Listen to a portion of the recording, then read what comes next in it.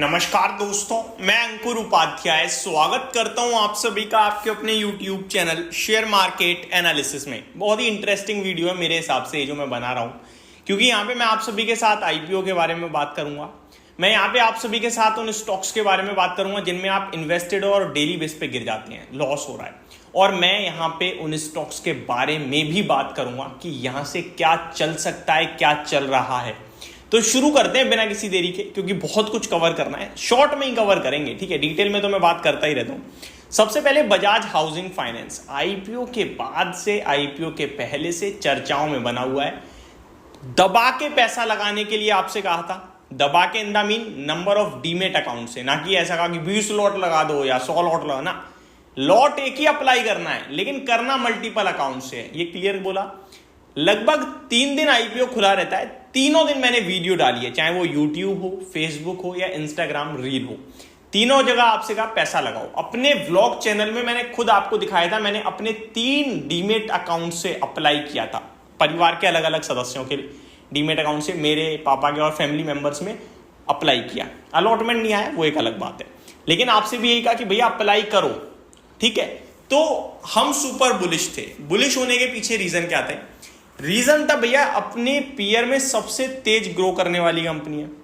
Reason था अपने peer में सबसे दमदार एसेट क्वालिटी है कंपनी की। रीजन था कंपनी का जो ग्रुप है वो टॉप नॉच है, बजाज ग्रुप। इन तीनों ही चीजों के दम पर पैसा लगाने की राय थी। 31 साल बाद बजाज ग्रुप IPO ला रहा है, तो पैसा क्यों नहीं लगाएं, ठीक है।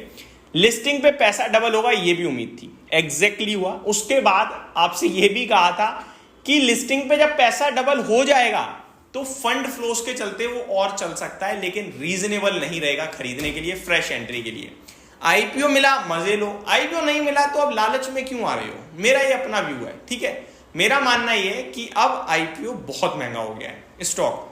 फ्रेश एंट्री अगर कोई 2 साल, 1 साल, 3 साल के लिए भी ले रहा है तो वो भी आई थिंक आप बहुत महंगा खरीद रहे हो, मैं आपको बता रहा हूं। अभी चल रहा है, नो डाउट बहुत अच्छा चल रहा है, अभी फंड फ्लो है ना, हो सकता है 2-4 दिन और भी चले, लेकिन फिर इसमें कहीं ना कहीं प्रॉब्लम खड़ी हो सकती है। Problem in the mean short term में। फॉर एग्जांपल ये 3.2 टाइम्स की बुक वैल्यू पे IPO लेके आया 70 रुपए के भाव पे, 150 रुपए हुआ तो 6.4 टाइम की हो गया। अभी 185 हो चुका है, 7 टाइम की बुक वैल्यू से भी महंगा ट्रेड होने लगा है। तो आप ये चीज समझो, अपने AUM से भी ज्यादा है। तो आप रिसर्च करोगे तो नहीं लेने वाले आप, लेकिन आप केवल भाव देखते हो तो ले लोगे। और जो भाव देखते हैं वो ट्रोल भी कर रहे हैं। मैंने मॉर्निंग में वीडियो बनाई, उन्होंने कहा भाई ये नहीं रुकेगा, 500 हो जाएगा। ये क्या बात करते हो यार, थोड़ी सी तो मतलब जेन्युइन। 500 रुपए हो भी गया ना तो 500 रुपए पे कमाने वाले ज्यादा नहीं होंगे, फंसने वाले ज्यादा होंगे। और ये बजाज है, ये फंसाने के लिए नहीं आया इन्वेस्टर्स को, ये हो जाएगा अपने आप सेटल थोड़े बहुत समय में, ठीक है। तो ये होता है बजाज हाउसिंग फाइनेंस पे। लॉन्ग टर्म के लिए IPO में अलॉटमेंट मिला था, आप अपना कैपिटल निकाल के छोड़ सकते हो या कैपिटल भी छोड़ सकते हो लंबी समय के लिए, वो कोई इशू नहीं है। लेकिन अगर आपको कि अभी जाके मैं बहुत बड़ा पैसा लगा दूं, नहीं, ठीक है। IPO में मिलता है 14,000 का, बड़ा पैसा लगता है 2-4 लाख, तो वो बहुत बड़ा डिफरेंस क्रिएट कर सकता है आपके लिए। अब क्या नहीं चल रहा है वो सुन लीजिए। रेलवे, इस पर तो डिटेल वीडियो बनाई हुई भी मैंने, आपने देखी भी है। डिफेंस नहीं आ रहा ना मजा, HAL, BDL, BEL टूट रहे हैं ना धीरे धीरे, कंटिन्यू कहा ना मैंने आपसे टूटेगा। इनफैक्ट एक आध व्यूअर तो ऐसे भी थे जो अभी थोड़े दिन पहले 26,000 करोड़ का ऑर्डर मिला HAL को, तो ये 5,000 के करीब चला गया था। तो कमेंट कर रहे भाई आप लेने नहीं दे रहे स्टॉक को, बहुत अच्छा हो गया है। आप फिर 450 हो गया, ले लो भाई। 400 रुपये तो मैंने बचा ही लिया आपके, कम से कम 10% तो मैंने बचा लिया ना, अब ले लो मन कर रहा है तो। बट मैं अभी भी कह रहा हूं दोस्तों, एक फ्रेश ब्रेकडाउन आ रहा है और गिरावट होगी 3900 to 4000 तक, 3900 to 4000 तक। एंड वो फिर कहीं ना कहीं ऐसा लेवल होगा जहां से आप एक्यूमुलेशन स्टार्ट कर सकते हो विद अ 3 ईयर व्यू, ठीक है। थोड़ा सा BDL के बारे में बात करते हैं।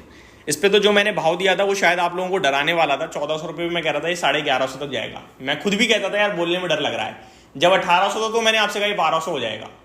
मतलब मैं खुद सोचता था कि मैं बोलूं ना बोलूं, लेकिन चीजें दिख रही थी। आज कहां पे आ गया? 1193 पे हो गया। 1200, 1150 मान लो ना। 1800 से मैंने बोला 1150 तो हो गया ना।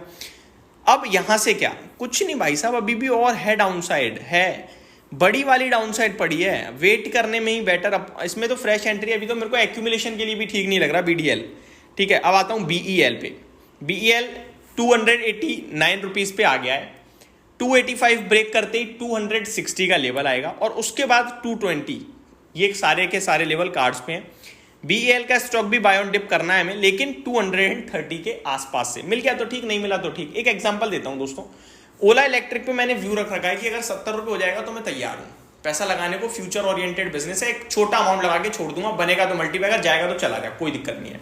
तो एक कमेंट था मेरे पास कि भाई ऊपर चल गया ना आज ओला इलेक्ट्रिक, तो कमेंट था कि ये तो चल गया, आपको तो मिला ही नहीं 70 पे। भाई मैंने ये नहीं कहा कि मैं उसे लूंगा 70 पे वो आएगा, नहीं।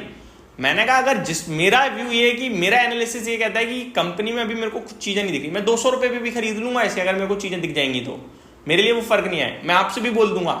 लेकिन मेरे को करंट लेवल पे चीजें नहीं समझ में आ रही हैं, तो मैं वो व्यू आपके साथ शेयर कर रहा हूं, समझ गए। हर चीज की कीमत है मेरी नजर में, और अगर कीमत पे है तो ठीक है, नहीं है तो जाओ भैया जय श्री राम, बाजार में अपॉर्चुनिटीज की कमी नहीं है।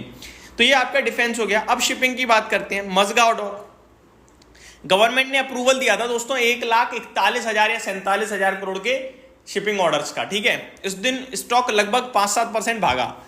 काफी कमेंट थे, भाई आपकी वजह से नहीं ले पाया, ले लेता तो ये हो जाता वो हो जाता। अब बताओ 4200 पूरे 3 महीने के निचले स्तर पे आके खड़ा हो गया ऑलमोस्ट, उस समय 4700 समथिंग था।